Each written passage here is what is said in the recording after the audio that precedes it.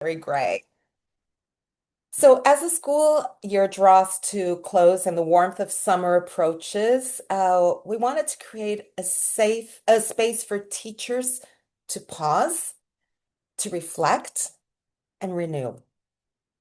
So, it's a space to look back on the year with kindness, acknowledge the challenges, and celebrate the growth and honor the resilience that is so much a part of teaching.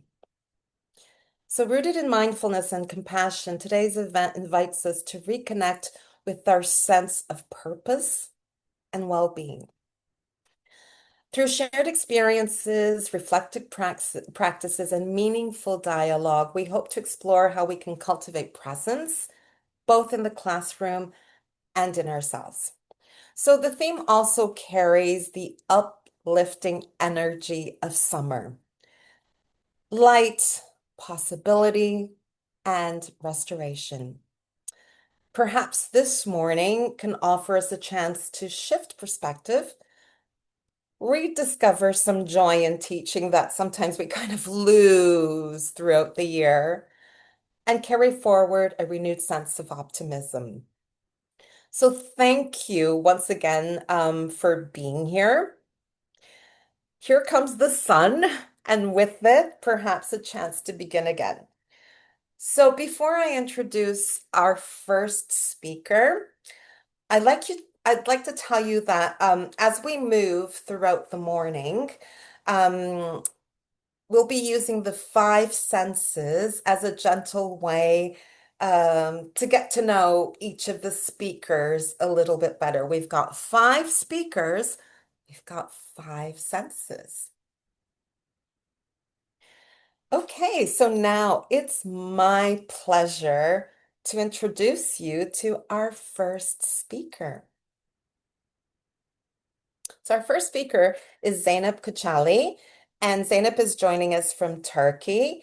Zeynep teaches EFL at a tertiary level and holds a PhD focusing on integrating mindfulness into EFL teaching. She is passionate about creating supportive and engaging learning environments that enhance students' confidence and well-being. And today she will take us sunward.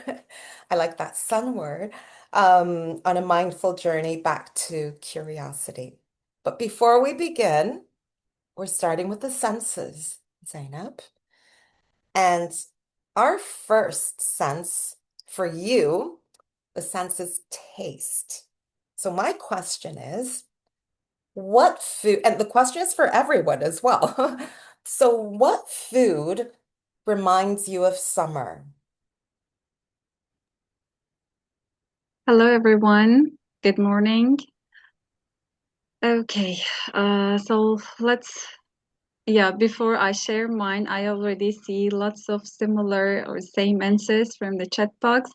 Yeah, mine is ice cream too. This is probably maybe the most common answer from everyone because it has such a cooling effect. It reminds us the sunny, beautiful days during the season.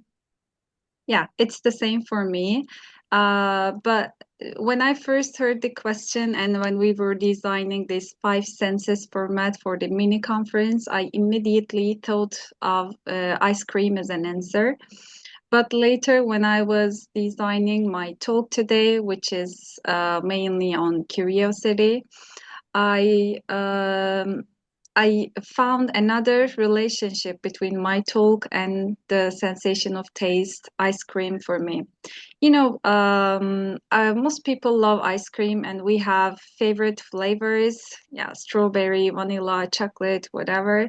But when you just walk into a big shop, you may encounter some new flavors. And sometimes you want to try them, but sometimes you might be a bit unsure about trying the new flavor because you don't know whether you will like it or not. Sometimes it's a disaster, you hate it, but sometimes it might be your next favorite. you never know. That's actually the feeling, because you're still curious, you want to try something new, new experiences.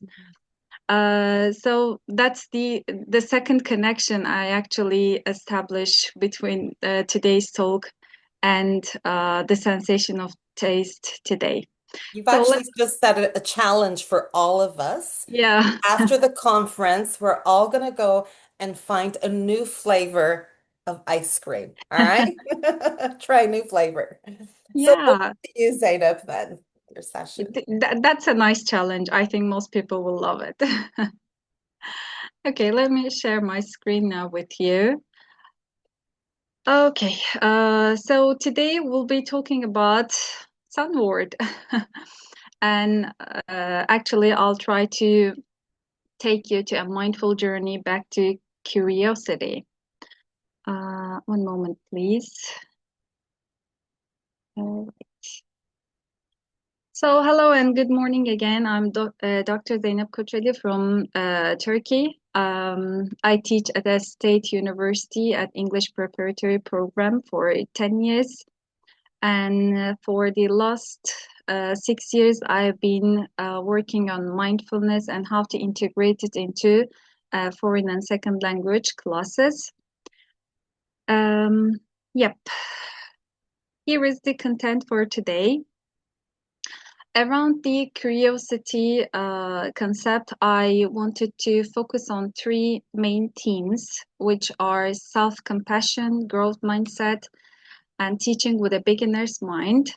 After discussing and sharing some activities around these three main themes, I'll share an activity with you, which I call Curiosity Menu, and I will finalize the session with the secret ingredient, which is something I usually put into my talks, presentations. If you have ever been to my presentations before, you may be familiar with this concept. But that's a fun part of ending the talk. And I hope you will find it helpful and useful for your teaching and for your personal lives.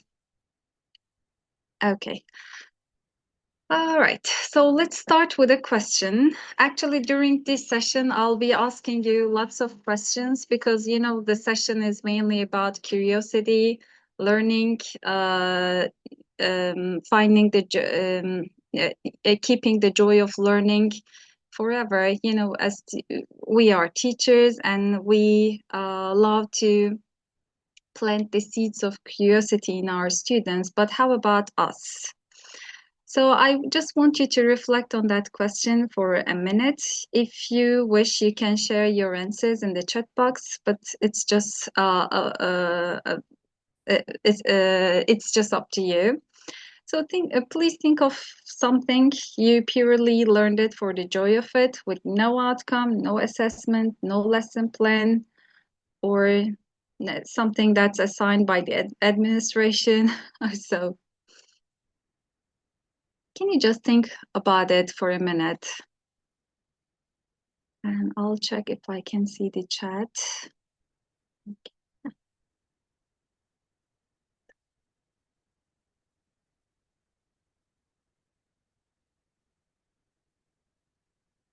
Oops. Let's go back. Sorry.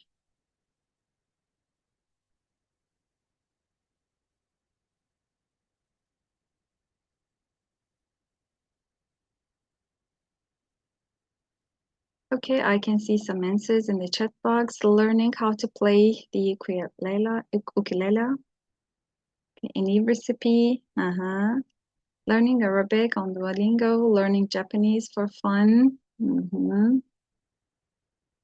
Gardening, painting. Yeah, right. Italian. Every single day is a joy for me. Perfect. Cooking, new recipes, learning to play the piano, gardening, cooking, sewing. Thank you very much for sharing these beautiful lenses. Yeah, these are the things that we are doing for the joy of learning. We are doing them not because somebody wants us, but because we would like to save and keep some time for ourselves. Thank you. And I want to say that you're lucky that you can spare such valuable, such precious time for you. Let's continue then. Oops. Okay. So before diving into the main part of the talk, I would like to start with a grounding exercise. I guess most of you are familiar with grounding and grounding exercises. Basically grounding exercises help us distract from what's going inside us to what is going around us. So it is actually a way of coming back to the present moment, which is, the core idea of mindfulness. Because, our minds are usually drifted away from the present moment, either in the past or in the future. So we need to find a way of coming back to the present moment, and grounding exercises are wonderful ways to do that. So there are many alternative exercises for that, but today I'd like to try the anchor exercise with you, and specifically the sensations. This is the main format of our mini conference today, and we started with taste. And for today, my anchor is ice cream because I chose ice cream as my answer for the sensation of taste. If any case I lose my attention or drift away from the present moment, I'll try to remember ice cream. When I think of ice cream, I'll remind myself that, okay, I need to come back to the present moment. I'm here at the conference, speaking or listening to the other speakers. So I actually want something similar from you. Uh, Please, whenever you notice that you lose your attention or you're drifted away from the present moment, think of your anchor, your answer, watermelon, ice cream, or whatever. I remember some answers from the chat. So when you remember your answer for the sensation of taste, congratulate yourself. You're back again at the present moment. And with this activity, I'd like to welcome you one more time to our mini conference. You just did something most teachers don't do enough of. You posed. I said you posed because we are doing one of the jobs which is one of the busiest professions in the world. We have many responsibilities, and most of the time we are multitasking. And here on the screen, you just see some of them. Like lesson planning, classroom management, assessment, parent communication, lifelong learning. So during all these hustle and bustle of life, I'm sure that you have heard teachers saying that I'm so busy, I can't find enough time for myself, for my family, for my friends, whatever. But I'd like to share this Zen proverb with you. I really like it. I like the idea behind it. It is saying that you should spare 20 minutes for meditation. It doesn't have to be meditation, by the way. Yeah, it might be any activity that you would like to do for yourself. Something that will help you to relax, something that will help you relax, or you can just and meditation is not the only way to practice mindfulness. There are many more ways, many alternative ways of practicing mindfulness, but the core idea is different here. So 20 minutes, it says. Of course, this is just a symbolic number. It might be different for you. The second part is the main part, actually. If you are saying that you are too busy, then you should sit for an hour. It sounds like a contrast at first, I know, but I think you get the main idea. Most people are stating such excuses. I don't have enough time. But if you don't leave that, I mean, 20 minutes or 30 minutes, whatsoever, for you to have a rest, to stop, to pause, then in the long term, you will need more time to improve your performance. All right. So after this introduction, now I would like to continue with the first main theme of my talk today. I'll be talking about self-compassion for teachers. I put my two favorite self-compassion definitions here first. The first one is by Neff, who is one of the pioneer researchers in mindfulness and self-compassion literature. Uh, it's saying that self-compassion is supporting oneself during moments of distress, whether arising from personal failings or external adversities. And the second one is also a very nice definition of self-compassion, focusing on uh, kindness, giving same kindness to ourselves that we would give to others, which is something we sometimes neglect. Related to the second definition specifically, I would like to share an activity with you. It is called caring for yourself as you would care for a good friend test. The test has some interesting results. We'll try it with you now. With you now. I want you to think of something you feel you failed at this year as a teacher. It doesn't have to be this year, by the way. You can think about your whole teaching experience so far. It might be something, a lesson that fell flat, maybe, or a student that you couldn't reach, or an exam that most of your students failed, and so on and on, such examples. Now imagine your closest teacher friend came to you with exactly that failure. What would you say to them? You don't have to write your response here in the chat box. If you wish, you can just write it on a piece of paper, just to keep a note for you for later, or you can just think about it. I'll give you like a minute.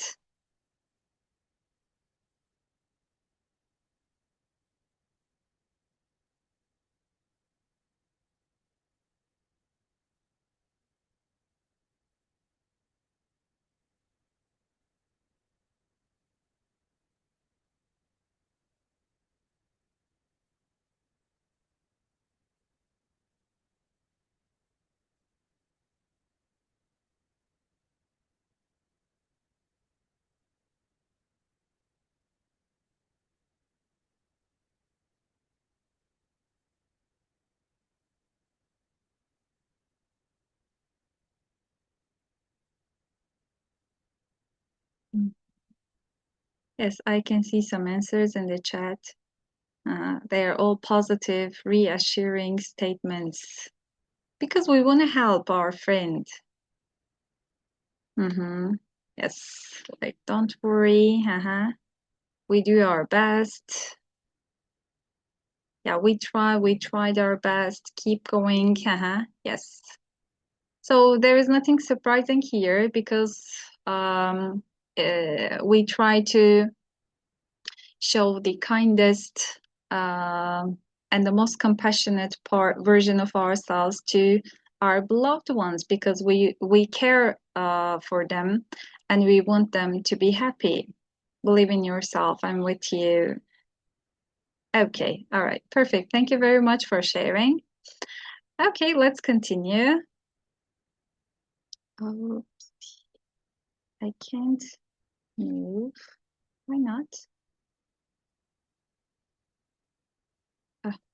Okay. Now, why can't you say that to yourself? That happens most of the time, right? When we had the same failure, we are harsher for ourselves. And rather than supporting and using such positive language, we focus on the mistakes. We try to find what we missed, what mistake we made, and that's why we had such a failure, right? And The gap between those two answers, the one you gave for yourself and the one for your closest teacher friend, is where self-compassion lives. If there is a very huge gap between these two answers, then you should maybe work more on self-compassion. So with self-compassion, we actually build the safety for curiosity.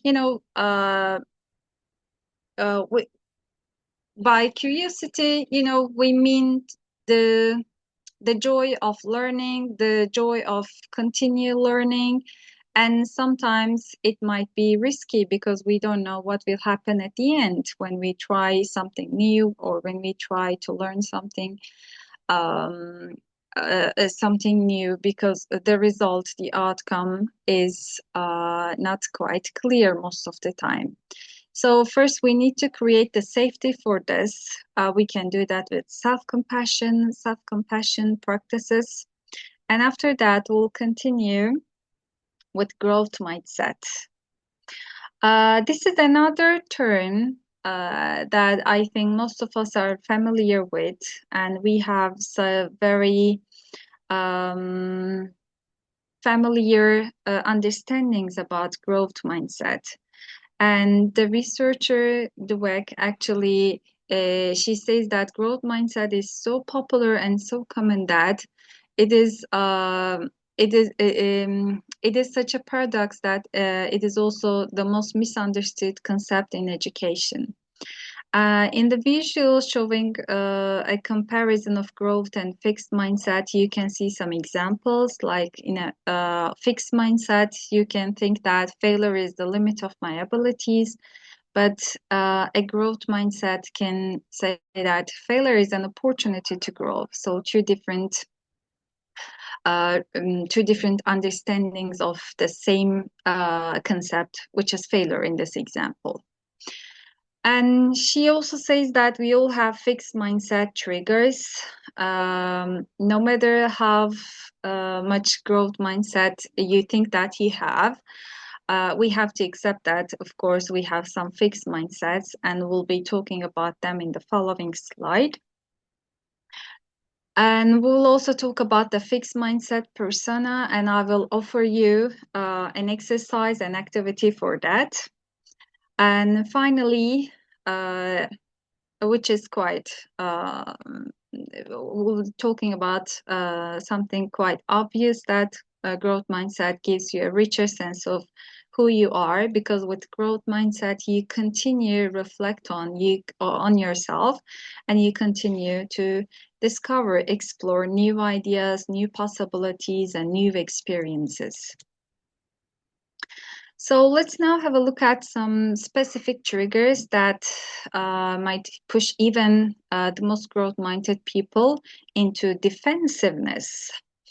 Let's have a look at these four cases, four instances, and try to remember a time or a moment that you have experienced something like that. The first one is being criticized by a parent or a senior colleague.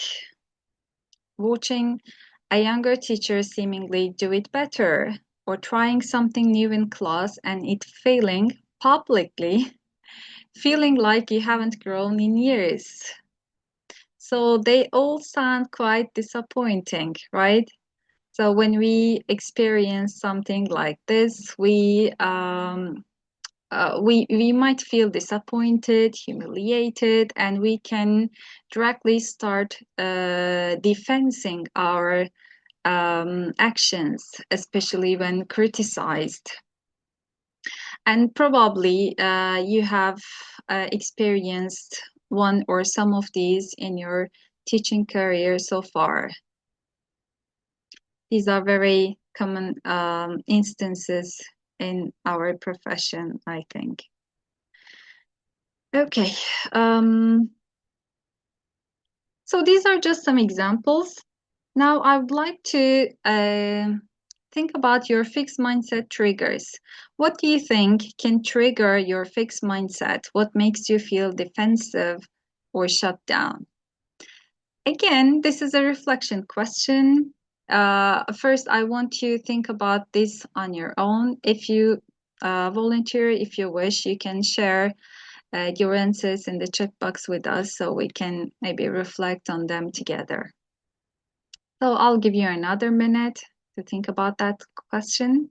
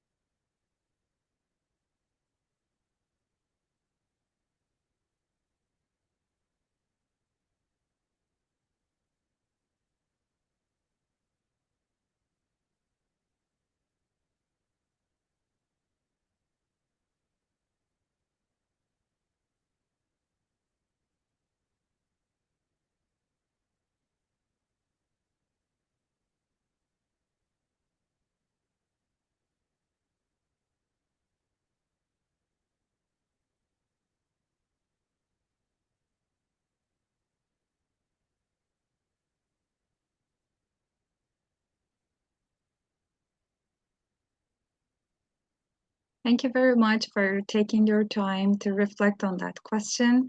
I know it's a very hard question. Um, uh, when I think of that question, it was difficult for me to answer. But all the examples you shared so far, they sound all familiar that most of us encounter. And yes, they cause us, they make us defensive. And we might think that, okay, in such a case, how can I, how am I expected to behave in a growth mindset? Yeah, direct negative feedback, not constructive, of course. In such a case, yeah, we start to defend our actions. Parents saying things like, I'm wasting my money with you, which is quite disappointing, yeah, because you are putting an extra effort in your lessons with your students. You are building some emotional rapport with your students, but when you hear such a disappointing statement from the parents, it must be really disappointing and hard to continue. Sure. Being disrespected as a teacher, woman, and human being, either by students, teachers, definitely, yeah. Failing deadlines, responsibilities. Okay. Anything else? Let me check. When people humiliate us, of course, bureaucracy, micromanagement. Yeah, these are terrible triggers. Arrogance, sure. Okay, let me check if you have any missed. Being undermined by some students in classroom. Sure, we are the teacher in the classroom. That's why we expect some respect from the students. Negative staff room conversations, sure. Okay, egocentrism, fixed mindset triggers reaction of the students. Not appreciating my style. Yes. Being destructive, not being listened to, comparing my work with others, and being criticized. Thank you very much again, once again, for sharing your reflections with us. As I said in the beginning, they're all familiar, familiar triggers for us because we are having very similar experiences in the classroom and outside the classroom. Okay, please now let me continue with the second activity, which is related to growth mindset again. So, about growth mindset, Dweck suggests that you can turn your fixed mindset into something funny by giving it a persona. So you take your inner critic as a character. Instead of fighting with it, you name it. So you can give a funny name to your inner critic, and whenever you have experienced something similar to what we have discussed in the previous slide, you can tell your inner fixed mindset that, hello, okay, you're here again. When I try something new, you say blah blah blah. So these are the things that usually comes to your mind when you are triggered.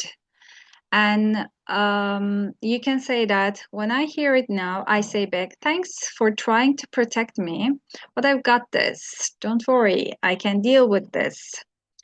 Uh, all right, so here you see some examples giving your fixed mindset a name like Gerald, Karen, or head teacher, Mr. Perfect, Mrs. Perfect, Mr. Critic, whatever. So this is actually a funny way to recognize your inner critic and deal with it in a funny way, because in mindfulness practices, mindfulness doesn't say that you ignore the negative or the unpleasant things. Rather than instead, it says that you should first notice and recognize what it is. You should first see that, and then you can reflect on it. You can try to understand it, where it comes from, why it comes, and so on and on. So, recognizing your inner critic might be a good way to start.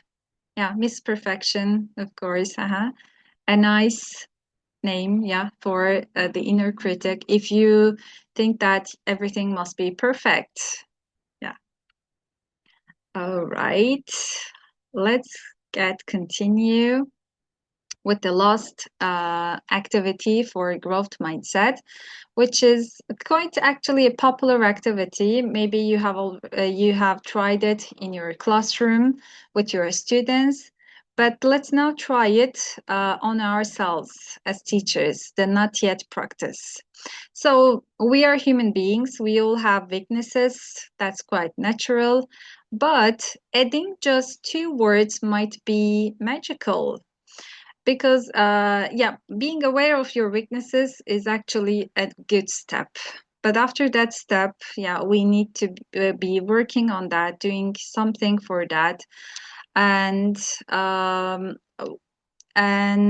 during this step of recognizing your weaknesses, you can support that with these two magical words, not yet. For example, you may think that you're not good at asking for help, but not yet. You still have chance. You still have chance to ask for help. Maybe so far you haven't asked for help enough, but from now on you can try asking for help. Why not? Or I haven't found my spark again. Yeah, many people nowadays are worried about their future. I'm 30, I'm 40, I'm 50. I haven't still found my spark. I haven't succeeded this and that, blah blah. We have such life goals. We all have such goals, and they are all related to age, time, and sometimes we compare these to other people. But time is different for all of us. So for us, we can again add that two magical words at the end. Not yet, but maybe after that. I don't know what kind of teacher I want to be next year. You may have some question marks in your mind about the next semester, next year, but maybe you will find the answer tomorrow or the next week or the next month. Who knows? But it is not yet. Uh, okay, sorry. Let's make an example with you. Okay, so like these three examples, can you please write a sentence for yourself and add the two magical words at the end, not yet. Again, you can just keep it for yourself or share it in the chat box with us. Just a very short statement about you and adding not yet at the end.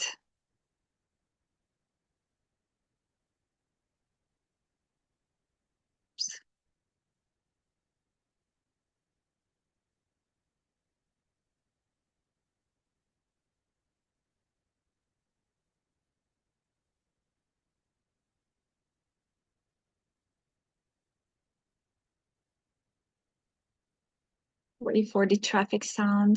It's a bit busy street here. I haven't learned to drive. Not yet, of course. Yeah. I find this quite optimistic and promising. Not yet. I haven't mastered helping students with ADHD. Not yet. Mhm.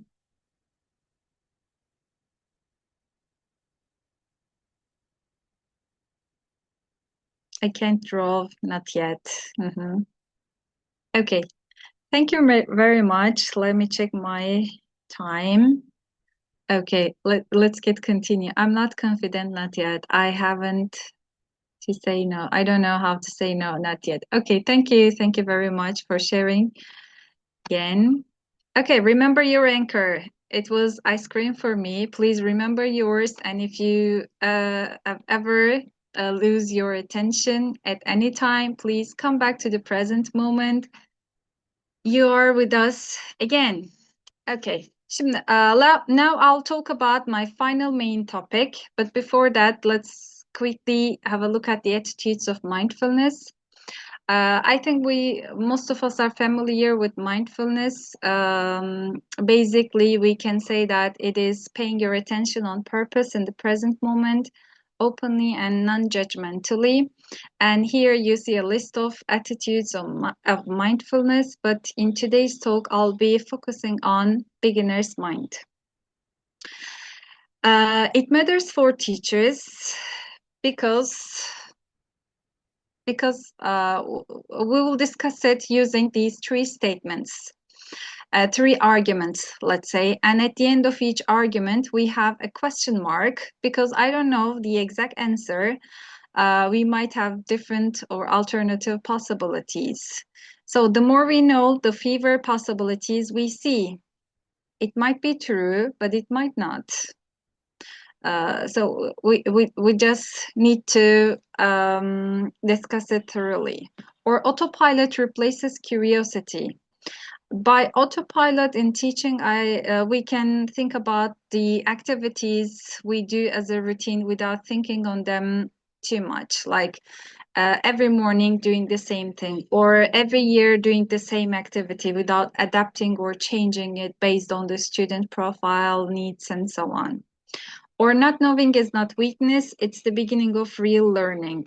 Is it so? Because some people argue that teacher is the authority in the classroom, teacher should answer the questions, teacher should control everything, and so on and on.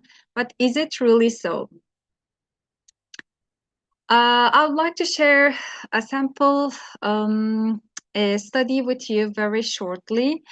If you would like to learn the details of the study, you can check it. You can check the study itself. All the details are given in the study. Very shortly, the study is about a teacher who agreed to teach a subject he barely knew. This is something quite strange because teacher expected to be expert on this subject and then he can teach or they can teach the others, but in that experiment it's quite the opposite. Instead the teacher agreed to teach the subject considering that okay, we can learn together with the students all year. And at the end of the study they discovered something very interesting because the results of the study show that the students didn't lose their respect for their teachers. Instead, they were very happy because they found um, a learner partner for them. They learned together throughout all the way. So, you know, uh, this is a very famous quote by Suzuki. He says, in the beginner's mind, there are many possibilities because you're new. Yeah, many alternatives are possible, but in the expert's mind, there are few. And this is a very short and well-known story about beginner's mind, which is about a university professor who wanted to receive lessons about Zen from a Japanese master to show, to give him the idea of beginner's mind. The master pours tea in the cup, but it was about the overpouring. The professor says, "Stop, it's overfull, no more will go in." And the master says, "Like this cup, first you're full of your own opinions and speculations. So first you need to empty your cup so that I can show you Zen later." All right, so these are the three main themes I wanted to focus on today with self-compassion. Without self-compassion, growth mindset becomes just a pressure. Without growth mindset, beginner's mind becomes anxiety. And without beginner's mind, self-compassion becomes complacency. So they need each other, and together they point sunward. That's the curiosity menu I mentioned at the beginning of the talk. I just want you to pick one of them for you for this summer.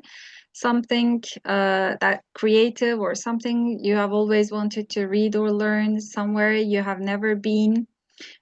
Please pick one of them and try to tick it during the summer if possible, of course. I don't want to create extra anxiety or pressure on you just because you will take it, but you may give it a try. All right. A final remark for the next school year. Imagine that it's already September. You know, time flies. Summer can finish very quickly. Back at school, first week, fresh start. What do you want to bring back with you from this summer?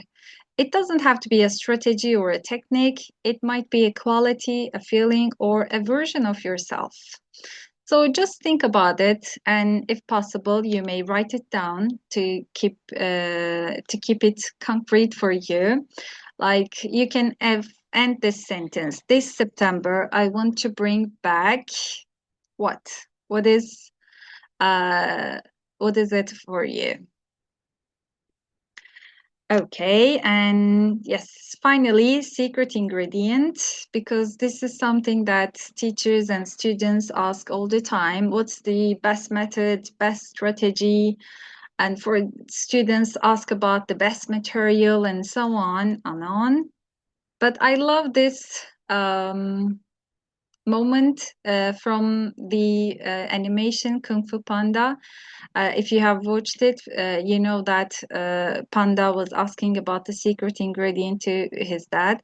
But at the end of the first movie, his dad says that the secret ingredient is nothing. Whatever you make, just you need to believe that it is special. So there is no perfect or secret ingredient, method, or material, whatever. It's just about you. It's just what you believe that it is special. My final thought is that, yeah, the best teachers are not the ones who have all the answers. They are the ones who never stop asking questions, especially about themselves. So you are already that teacher, Sunward. Thank you so much for your attention and mindful participation on this beautiful Saturday morning. Oh, thank you so much, Zainab. So many lovely ideas here. And I was just thinking about the word curiosity, which is so important in teaching, learning. And I love that idea of the joy of learning. And in the world full of exams and all of these things and numbers and labels, whatever, bringing back the joy into the classroom, how exciting. Yeah. That's kind of my challenge for September, how to bring back the joy of learning, that moment of, and as you say, I think it starts with ourselves. So yeah, I'm gonna learn to draw. That's what I'm going to do this summer. So, Glad to hear that, Anna. Thank you. and I will get an ice cream at the end of our event today. Thank you so much. That's wonderful. And thank you for all the participation from everyone as well.